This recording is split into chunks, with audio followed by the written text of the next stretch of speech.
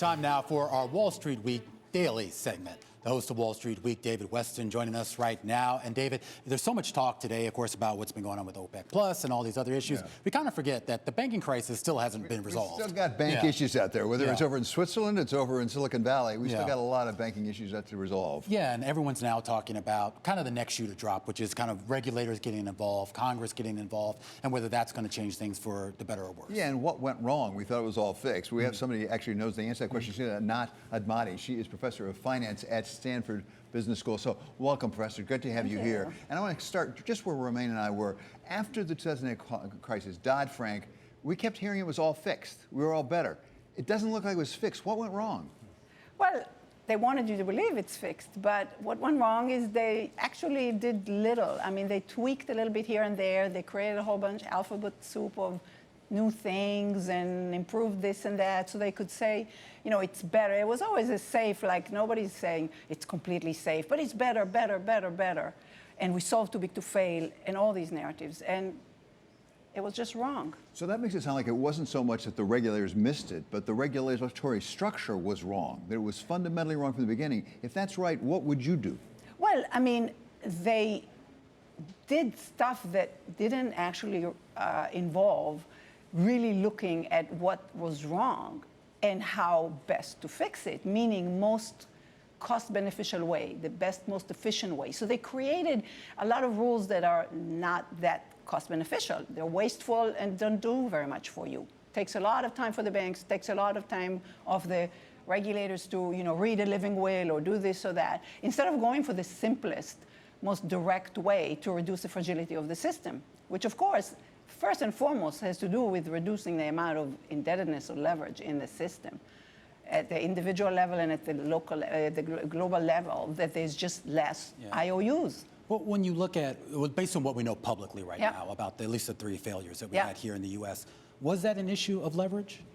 It's always an issue of leverage, because if the Silicon Valley Bank had a lot more ability to absorb losses, then they would be able to absorb those losses. And where does the ability to absorb losses come from, if not from investors that like every other company that lives not on the edge like that? But is the regulatory structure, the way it was set up, was there not an ability for regulators, whether it was at the Fed, at the federal level or at the state level, to see that that leverage had maybe gotten to a point that was concerning? Definitely there was.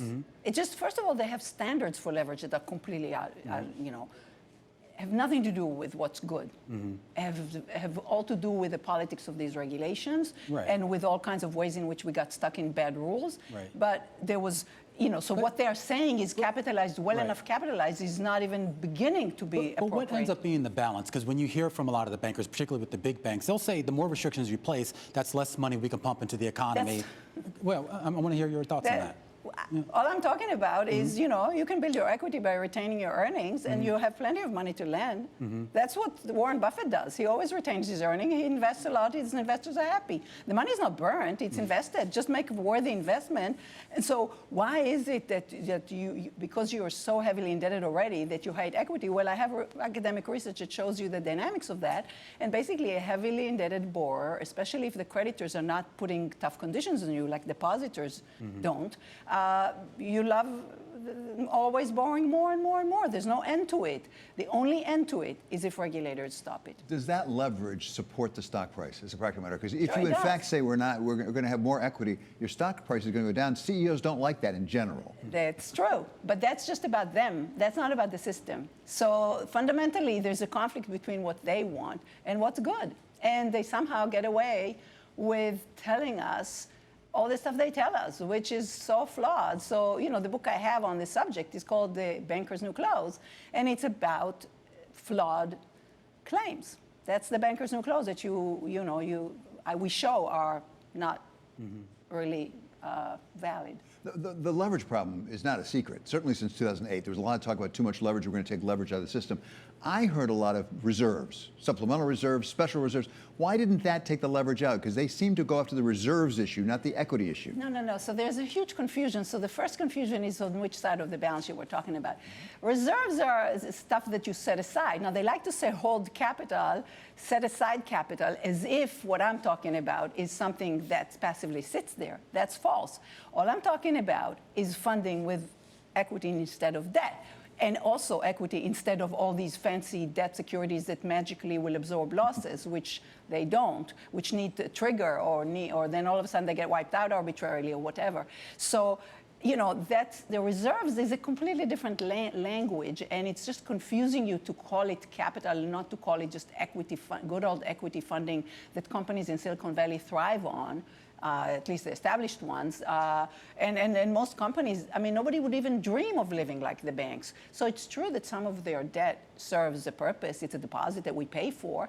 But that just doesn't mean that they have to pile on top of that all this wholesale short-term funding that's just funding in markets. But what's preventing us from going to a more equity type of system? Political will, 100%. You mentioned actually some of the convertible debt. That reminds me of Coco's. Yes. It takes us over to Switzerland, They are away from different. Silicon Valley. So we talk about too big to fail. The solution looks right now, let's just get bigger. Oh, yeah. The Cocos were invented by some academics. They were called Cocos, and then they always need new fancy names so that it looks new. So then they call them TLACs, total loss absorbing capital.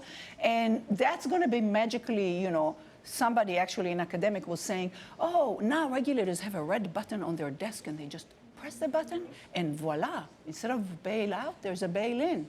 And somehow that's the magical thinking that they had. Well, no creditor goes easily unless you change the law, and then all of a sudden they're gone.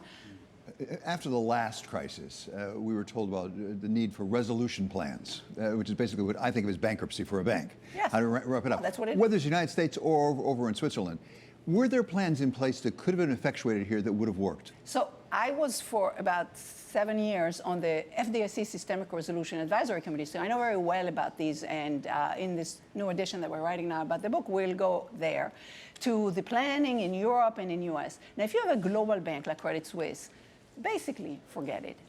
No country is going to, they have subsidiaries all over the world. That already cross-border is impossible. And then it just takes a while. You see, they couldn't even find a buyer for a bank as small as SVB. And certainly you're not going to, they did a shotgun marriage for UBS and Credit Suisse, which was just stunning. That is like, the combined bank is like twice the GDP of Switzerland. Good luck to them with that bank. They better manage it properly. But, it's as if like Citi and JP Morgan Chase united or something. Is there an advantage to having a broader banking system or a narrower banking system in the context of basically policing what's going on? Good question, because everybody's saying, oh, the global world needs global banks. It's not clear. Mm-hmm. It's not clear. They say banks live globally and die locally. Mm-hmm. And it's not at all clear that we need the same corporation. And this was clear in Lehman Brothers bankruptcy too, because a corporation as a whole can move the money across jurisdictions. Mm-hmm. And then when somebody has to take over in a resolution, then you're in a jurisdiction and nobody's going to let another they talk about single point of entry, but it's not working.